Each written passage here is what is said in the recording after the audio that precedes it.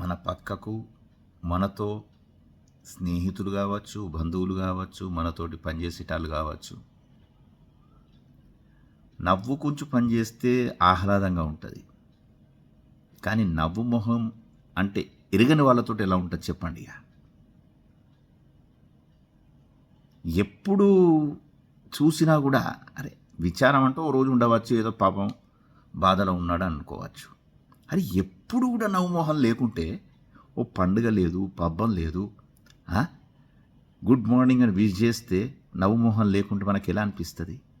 ఇటువంటి జిడ్డు మొహాలను, బుడ్డ మూతులను మీరు చూసారా?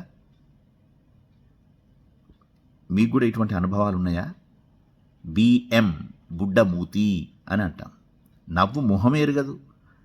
మనిషి దగ్గర డబ్బులు ఉండొచ్చు, డబ్బులు ఉండకపోవచ్చు. అసలైన సిసలైన ఆభరణం ముఖంపై చిరునవ్వు. మరి అదే లేకపోతే ఏమున్నట్టు మన దగ్గర? అవునా కాదా? ఇటువంటి బియ్యం గాలను మీరేమంటారు?